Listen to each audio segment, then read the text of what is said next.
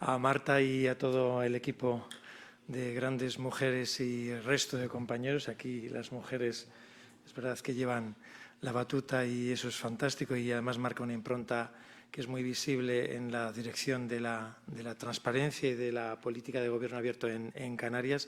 Gracias por esta segunda invitación y como no he ido sin tres, aunque ahora llevando proyectos de transparencia desde la FEMP y no propiamente desde una administración pública, pues espero poder seguir compartiendo pues, las experiencias y relatos en esta materia.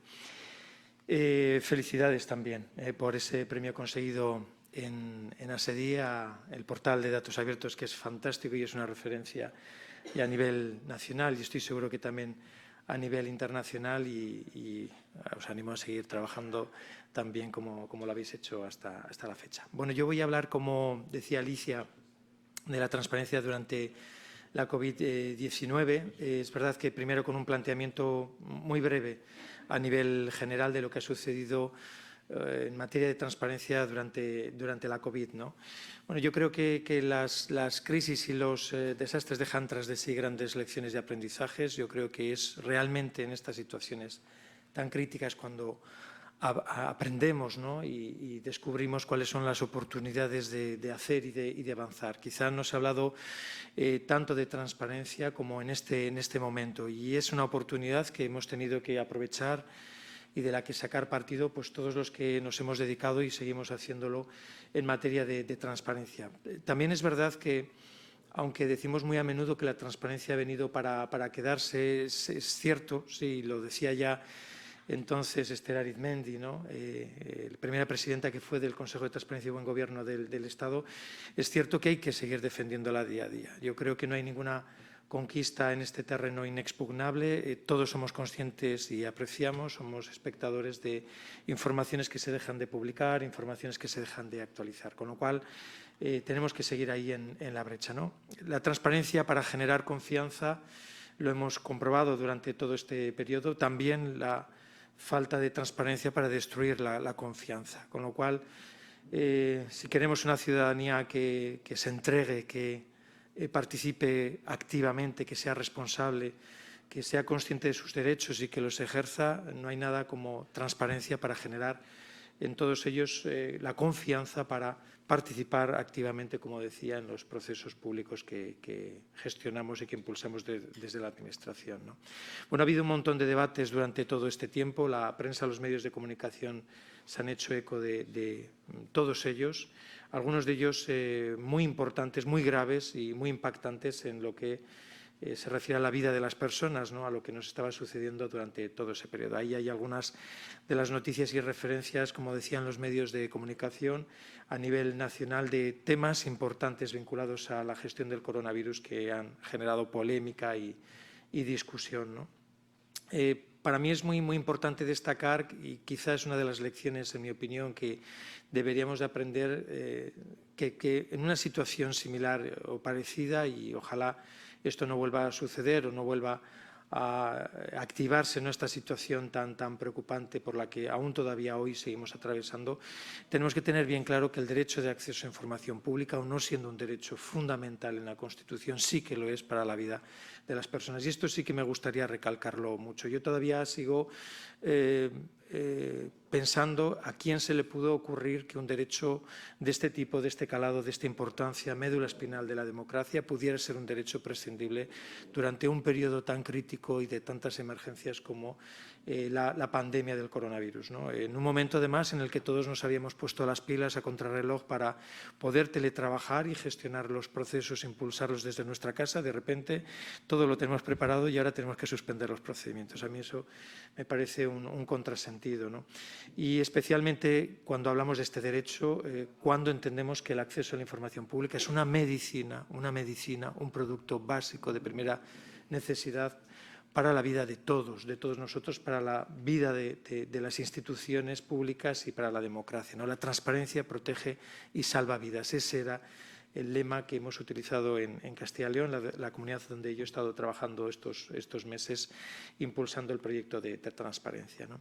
Es verdad que hay muchas complejidades, ¿no?, en la gestión de la información, del gobierno abierto, de la participación durante una pandemia, el volumen y la actualización, la exigencia de actualización de datos era inmensa, era increíble. Nunca antes nos habíamos visto sometidos a una presión tan importante. La información era muy compleja, muy difícil de entender y, por tanto, muy difícil de comunicar y trasladar en términos sencillos a la ciudadanía para que la entendiera en condiciones, ¿no?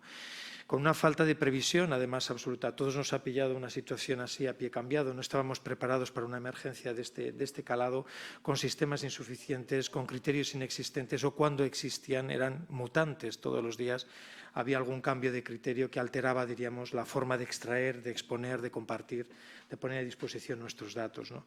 Y con una ciudadanía, además, preocupada, asustada, ¿no? Crispada también por todo lo que sucedía y con un grado de incertidumbre pues, muchas veces inasumible. Bueno, en esta situación, obviamente, el reto de ofrecer información era un reto que había que afrontar. No era una cuestión, diríamos, menor ni prescindible y, por tanto, pronto las administraciones públicas empezamos a utilizar las herramientas de visualización que teníamos para ofrecer en publicidad activa, digamos, poniendo a disposición de todo el mundo la información que se extraía de las bases de datos de información sanitaria, información epidemiológica. Aquí hay algunos pantallazos de esas visualizaciones que fueron muy populares, algunas basadas en un cuadro de mando, diríamos, o de indicadores más relevantes, sobre fórmulas, además, de visualización de datos ya muy comerciales y muy conocidas en el ámbito de la transparencia y de los datos abiertos, ¿no? Aquí tenemos, por ejemplo, la visualización de Cantabria, que es prácticamente igual que la visualización que se utilizó en Euskadi. Lo único que cambiaba prácticamente era la paleta de colores. Y aquí tenemos también la visualización que utilizaba la Generalitat de Cataluña, ¿no? Bueno, en Castilla y León, ¿cómo hicimos? ¿Qué es lo que hicimos o cómo decidimos afrontar, como digo, este proyecto?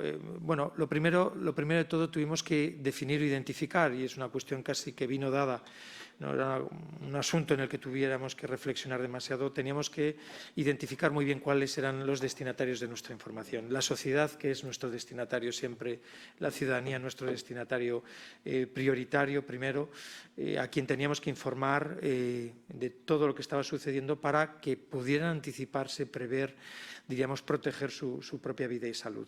Pero también estaban los reutilizadores, que ya desde la óptica de la reutilización de información del sector público, datos abiertos, pues siempre son, obviamente, protagonistas, ¿no?, en nuestro trabajo, especialmente los medios de comunicación, que son los que hacían de altavoz, de portavoz, también de lo que sucedía y de la gestión de la información en las administraciones públicas. En Castilla y León, hasta 32 conjuntos de datos, más 2 capas cartográficas que se utilizaban, obviamente, para la explotación de la información, se han llegado a poner a disposición con carácter, diríamos, permanente, constante, digo, a disposición de la ciudadanía y de los reutilizadores especialmente. Digo, 32 conjuntos de datos que se actualizaban diariamente, con el coste que eso supone. Algunas veces los compañeros de sanidad se piensan que esos Excel que nos remiten son los Excel que se cuelgan directamente en los portales de datos abiertos, y no es así. Hay un trabajo muy importante de confección de los conjuntos de datos para que puedan reutilizarse en condiciones óptimas, ¿no? Y después también información para los responsables públicos, que son los que tenían que tomar las decisiones en tiempo real, con evidencias, con datos, con certezas, no con intuiciones, que nos gustan mucho en las culturas mediterráneas, dejarnos llevar por los sentimientos, las sensaciones y la intuición, pero aquí, obviamente, a la hora de tomar decisiones, lo que necesitamos son certidumbre, ¿no?, y certezas para tomar decisiones precisamente acertadas.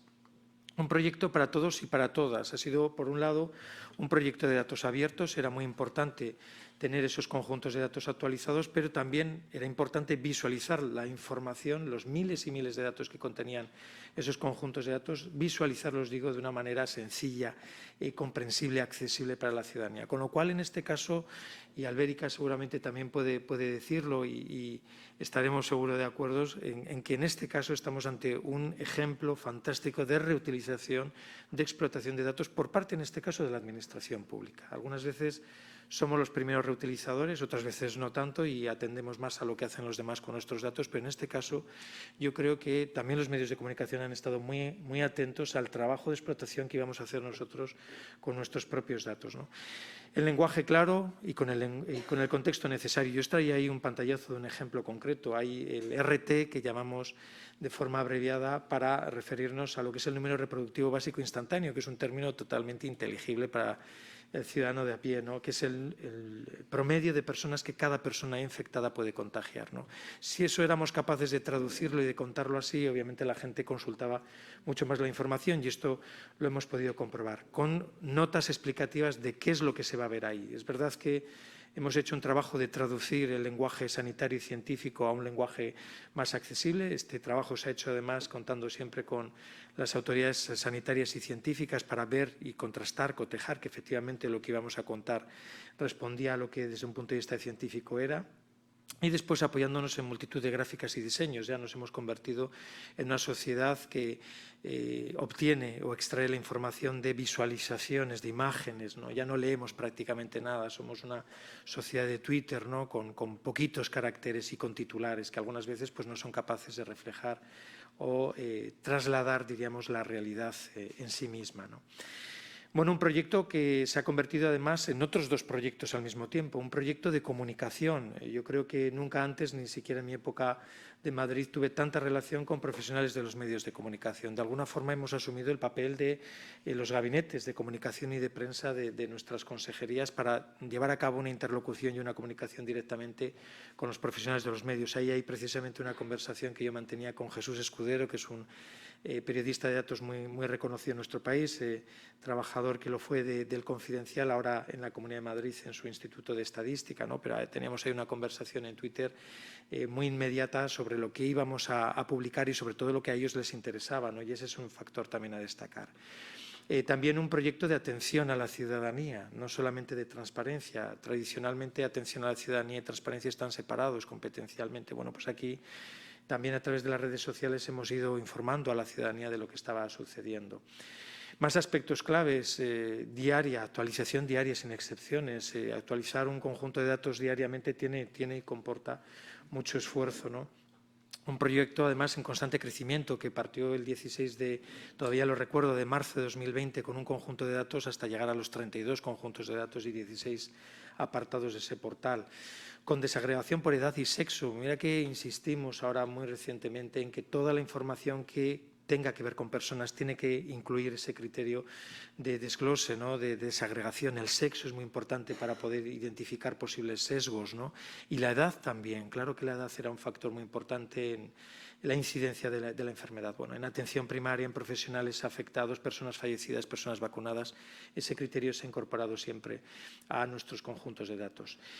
Alianza sólida con quien suministra la materia prima. Qué difícil y complicado es esto, Albérica, algunas veces, ¿no? Que entiendan para qué existimos o para qué estamos. Es verdad que los que nos dedicamos a la transparencia tenemos que asumir también un papel auxiliar y de apoyo al trabajo que hacen los demás. Algunas veces pensamos que somos los protagonistas de la película y no, tenemos un papel secundario muy importante, pero es un papel de apoyo y un papel de soporte y auxiliar, ¿no?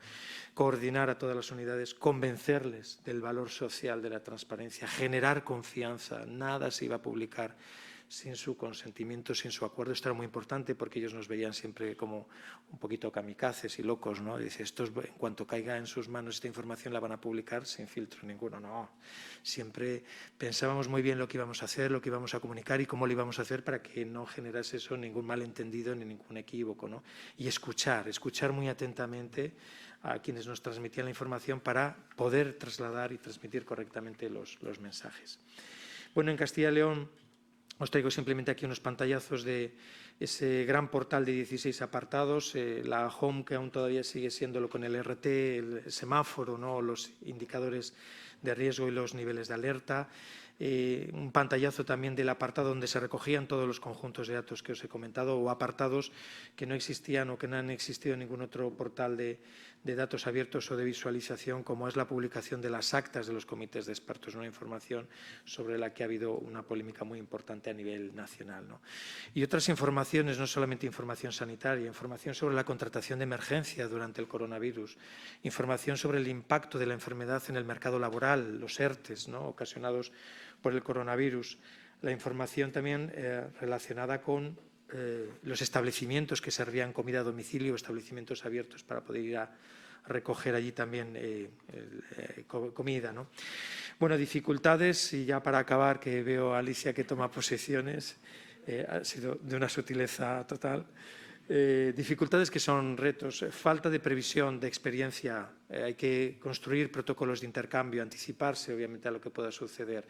Tecnología y equipo insuficientes, pues hay que tener buenas bases de datos, buena explotación de datos y buenos equipos. En Castilla y León pues hemos estado 2, 3, 4 personas a lo sumo, 2 los fines de semana al pie del cañón para actualizar los datos. Comunidad además con endemismos determinantes. Yo sé que hablar de esto en Canarias es un poco llamativo, pero 2.248 municipios tiene Castilla y León, más de la cuarta parte del total de España, el 94% de ellos por debajo de 2.000 habitantes. La gente quería saber qué pasaba en su municipio. Eso supone un gran esfuerzo de explotación de información, ¿no? Protección de datos personales, obviamente, porque cuando el detalle es tan importante en municipios con tan baja población, el hecho de publicar determinados datos puede revelar información protegida. Esto lo hemos tenido que tener muy en cuenta en el proyecto de Castilla y León. Y relación constante con los medios de comunicación y ciudadanía. Más del 50% de los contenidos del portal lo han sido a petición y demanda de las personas, no porque haya sido iniciativa nuestra. Los datos reflejan obviamente el impacto y audiencia del portal, más de 4 millones de usuarios únicos durante un año. La comunidad autónoma tiene 2.400.000 habitantes. Está claro que con la población rural y envejecida, gran parte de la población no estaba accediendo a esta información, con lo cual hemos podido comprobar que han sido visitantes de fuera y también del extranjero. 23 millones de sesiones, 45 millones de visitas a páginas. Esas cifras realmente son sorprendentes y revelan y ponen de manifiesto la importancia de proyectos de transparencia, de datos abiertos en nuestra sociedad actual. Nada más, muchas gracias por la oportunidad, Alicia y Marta y compañeros, de exponer esta experiencia, y a disposición vuestra si tenéis alguna pregunta y duda. Gracias. Muchísimas gracias, Joaquín.